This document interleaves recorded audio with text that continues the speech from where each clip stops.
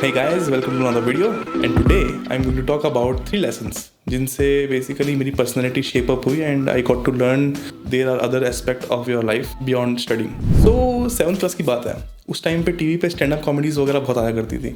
पढ़ाई वढ़ाई में ठीक कर देता था बट ये स्टैंड अप कॉमेडीज़ वगैरह मेरे को याद हो जाती थी। लाइक मैं वर्ड टू वर्ड याद कर लेता था।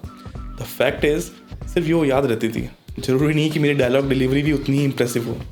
सो एट सम पॉइंट मेरे हिंदी टीचर ने सोचा कि यार इस बंदे को लाइक ऐसे काफ़ी कुछ आ रहा है, लाइक ही हैज़ स्किल्स, तो इसको ना स्टेज पे भेज देते हैं।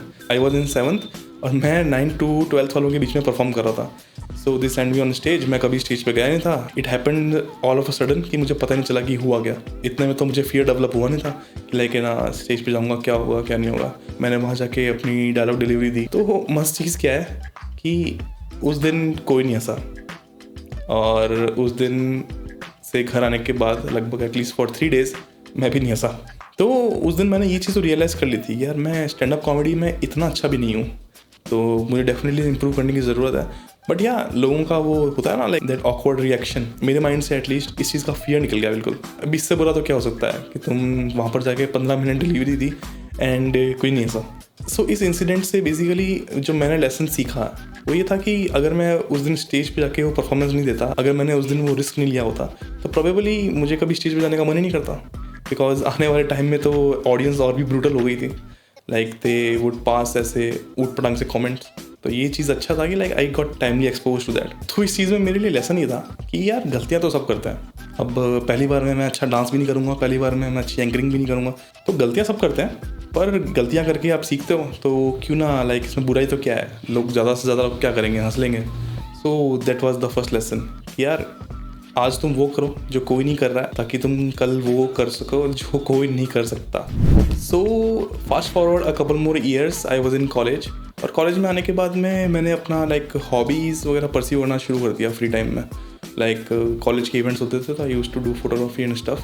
And to my surprise medical colleges के अंदर तुमको क्लब्स और कॉलेज मैगजीन या हॉबी परस्यू करते हुए कम लोग मिलते हैं। तो दैट वाज अ थिंग। इसके पीछे कुछ लोग रीज़न देते हैं कि यार पढ़ाई बहुत करनी होती है। I mean I definitely know कि पढ़ाई बहुत करनी होती है, बट मैं ये भी जानता हूँ कि लोगों के पास में पार्टी करने का और ये सब करने का भी बहुत टाइम होता है। तो द फैक्ट दैट कि टाइम तो है बट लोग कहाँ इन्वेस्ट कर रहे हैं, दैट्स अनदर स्टोरी। तो मैंने बेसिकली अपना टाइम यहाँ इन्वेस्ट किया and from there I got this skill of photography. So ये अगर तुम देखो कि 5.5 साल तक लोग सिर्फ पढ़ाई करते हैं और अपना कोई सेल्फ डेवलपमेंट नहीं करते किसी दूसरे स्किल में, यू विल सी कि यार 95% लोगों की लाइफ सिर्फ पढ़ने में निकल जाती है। And after those 5.5 year of like medical grinding, you are not sure कि तुमको तुम्हारी फेवरेट ब्रांच मिलेगी ही। एंड लेट्स जस्ट से कि सबको एक पीजी की ब्रांच मिल भी जाती है रिगार्डलेस ऑफ देयर चॉइस। सबके लिए काफ़ी नहीं होगा फिर भी। एट दिस पॉइंट अगर तुम कॉलेज के अंदर हो तो यू विल रियलाइज़ कि यार जब भी तुम अपने सीनियर से जूनियर से बात करोगे, अपने बैचमेट से ही बात करोगे, ज़्यादा लोगों को I mean surgery, medicine, ops करने के अलावा कुछ चाहिए नहीं। लाइक एवरीवन इज़ लाइक कि हम ये सब लेंगे जस्ट बिकॉज तुम्हारे आसपास वाले कुछ चाहते हैं, तुम भी वही चाहते हो। So this is an example of mimetic desire कि औरों की डिज़ायर्स तुम्हारे ऊपर प्रोजेक्ट होने लगती हैं। दे वांट इट तो यू वांट इट। तो ऐसे माहौल के अंदर अगर तुम ये सोचोगे कि यार हमको अपने लेवल पे ग्रो करना है, हमको कुछ अलग साइड चूज़ करनी है, you can not do it because तुम्हारा एक्सपोजर इतना ज़्यादा स्ट्रॉन्ग होता है। एवरीवन इज सो कॉन्फिडेंट तुमको मिल जाएगा। तुम भी सोचते हो कि हम भी भाग लेते हैं इस रेस के अंदर, but that is a dangerous choice actually. अब मैं ये नहीं कह रहा हूँ कि तुम ये सब छोड़ के अपना कुछ और परस्यू करने लग जाओ और डॉक्टर मत बनो। क्लियरली इंडिया में डॉक्टर्स की बहुत ज़्यादा कमी है। इट्स दैट कि हमारा सिस्टम ऐसा है कि वो हमें good amount of doctors actually system में पुश नहीं करने दे रहा। टनल इतना ज़्यादा नैरो है कि not everyone can pass through it. अब वो तो रियलिटी है ना। Never put all your eggs in one basket. I mean ये बहुत ही पॉपुलर सेइंग भी है कि अपने सारे के सारे अंडे एक बास्केट में मत रखो, अगर बास्केट गिरेगी सारे अंडे टूट जाएंगे। सो अगर तुम्हारे पास लाइक थोड़ा सा भी टाइम है कॉलेज के अंदर, इंस्टेड ऑफ पार्टिंग जस्ट कुछ ऐसा कर लो जिसमें तुम्हारा हमेशा से इंटरेस्ट आता। आई मीन स्कूल में तुमने ड्राइंग की होगी, अगर आज के टाइम पे तुम उन्हीं ड्राइंग्स को आईपैड पे ड्रॉ करो, you can sell those NFTs। I mean top tier NFTs तो मिलियंस में बिक रहे हैं। तुम्हारे वाले मिलियंस में तो नहीं बिकेंगे but it will definitely give you a passive source of income, and college के बाद में बेसिकली तुमको क्या चाहिए होता है, you want that money so that you can feel कि यार like I am independent from my family. And medical students को इंडिपेंडेंट होने में इतना ज़्यादा टाइम लग जाता है कि most people often go into depression. There is nothing wrong. अगर तुम्हें साथ में कुछ हॉबी वगैरह परस्यू करने का मन करता है तो करो, definitely you should go for it. So it's basically 2022. और 2022 के अंदर अगर आपका ग्रोथ माइंडसेट नहीं है तो you are clearly losing this race. Technology बहुत स्पीड से ग्रो कर रही है. इंटरनेट 1.0 था किसी ज़माने में, इंटरनेट 2.0 आया एंड नाउ ब्लॉकचेन का ज़माना आ रहा है. As a doctor, as a medical person, you are must be thinking कि हमें क्या है, like we want to do treat people and organic level. हमको टेक्नोलॉजी से ज़्यादा फर्क नहीं पड़ता है. द थिंग इज़ कि एक ज़माने में जो लोग खेती बाड़ी किया करते थे उस ज़माने में बेसिकली ट्रैक्टर्स आए जिन्होंने ह्यूमन लेबर का काम बहुत आसान कर दिया था. सो एट दैट पॉइंट जब वो मशीन्स आई तो बहुत सारे फार्मर्स ने, बहुत सारे लोगों ने इस चीज़ पे प्रोटेस्ट किया कि यार ये मशीन्स हैं एंड ये तो हमारा लेबर ख़त्म कर रही हैं, इनको तो हम बैन करेंगे, ये करेंगे, वो करेंगे. बट द फैक्ट वाज तुम प्रोग्रेस को, तुम टेक्नोलॉजी को तुम रोक नहीं सकते आगे बढ़ने से. The best thing you can do is adapt and survive. Basically technology को अपने फेवर में यूज़ करना सीखो. तो जितना जल्दी तुम एक्नॉलेज करोगे कि ये सब चीज़ें हैं तुम्हारी लाइफ के आसपास, उतना जल्दी तुम्हारी लाइफ आगे की तरफ ग्रो करेगी. So this brings me to my story number 3. मेरा मानना क्या है अभी लाइफ को लेकर. तो करेंटली अब हम डॉक्टर हैं, हम कंटेंट क्रिएटर भी हैं, I do film making also, freelancing also, सब करता हूँ मैं बैठ के बेसिकली.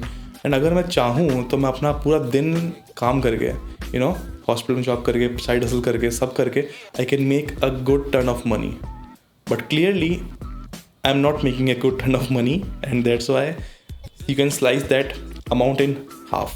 क्योंकि मुझे एक्चुअली काम से इतना ज़्यादा प्यार नहीं है. आई लाइक कि मैं थोड़ा दिन का 10 to 15% टाइम फ्री रखूँ खुद के लिए, जहाँ पर मैं काइंड ऑफ थोड़ा सा सेल्फ रिफ्लेक्शन करूँ चीज़ों के ऊपर कि हमारे फर्दर प्लान्स क्या होने वाले हैं, मैंने क्या चीज़ अचीव कर ली है, क्या चीज़ मेरी बच रही है, to strategize my life, to strategize, to plan things better.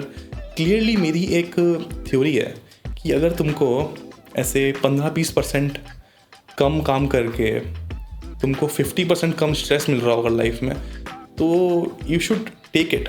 I mean जब तुम आज से 10 साल बाद डिप्रेशन के, ऐसे स्ट्रेस अल्सर्स के, इसके मरीज बनोगे एंड उसके बाद जब तुम्हारे कांस्टेंट प्रिस्क्रिप्शन चलेंगे दवाइयों के, तुम्हारे ट्रीटमेंट चलेंगे, so whatever you will earn at the cost of your health, in the end सब साफ हो जाना है. So this is no point. This money was here before you came and it will be here after you are gone. So थोड़ा सा time निकालो, exercise वगैरह करो and talk to your family, talk to your, तुम्हारे बच्चे हैं तो बच्चों से बात करो, क्योंकि मेडिकल लाइफ में सब तरह के लोग मिलते हैं. जैसे कि बच्चे वगैरह होते हैं, कुछ लोग खुद बच्चे होते हैं. You should enjoy your life, basically enjoy the journey instead. I mean अगर तुम ये सोचोगे कि ये करने के बाद मैं एन्जॉय करूँगा, वो चीज़ कभी नहीं होने वाली लाइफ में. So after watching this video तुमने ये सोचा है कि मैं जाके I am gonna be more productive, तुम्हारे लिए ये वाला वीडियो है. Go check this out and I will see you guys next time.